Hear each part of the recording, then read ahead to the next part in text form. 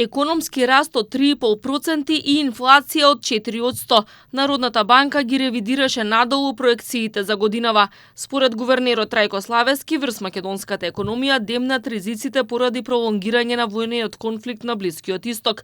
Народната банка очекува растот да забрза на 3,8% до година и на 4% во 2028.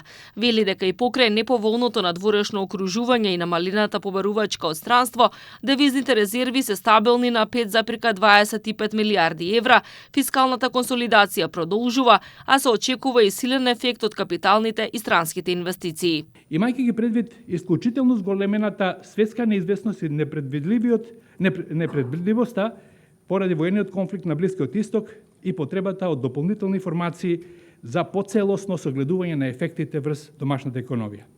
Почитувани, но сепак, доколку инфлацијата се задржи на повисоко ниво и влијае на инфлацијските очекувања, а ако на девизниот пазар расте поборувачката и за следниот период, Народна банка ќе реагира со зголемување на каматната ставка. Државната статистика втор месец поред регистрира зголемена инфлација, овој пат од 5,7% во април споредено со истиот месец лани. И покрај тоа месечниот пораст на цените е 1,3%.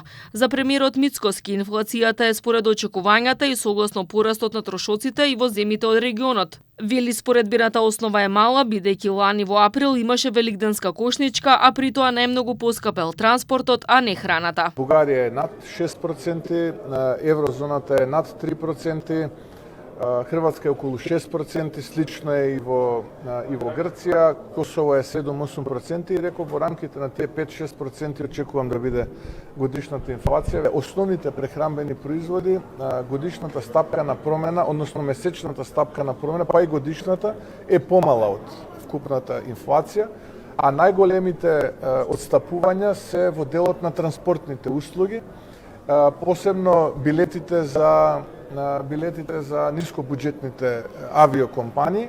Народната банка предупредува дека просторот за маневар за нови мерки е ограничен.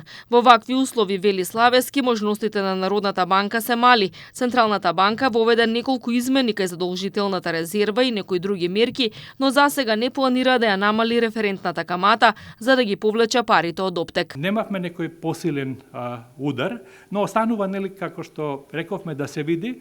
Сега за сега, вие прашате директно, мислам дека тоа не беше причина барем на 5 мај, ние да донесеме одлука за корекција нагоре на основната каматна стапка на Народна банка на Република Македонија. Благодарам. Статистички за еден месец во Македонија најмногу поскапел транспортот за 10%. Цените на храната и безалкохолните пијалоци се зголемиле за 0,7%. При тоа, земјоделските производи поскапеле за 2,3%, прехранбените за 0,8%, а услугите за 5,9%.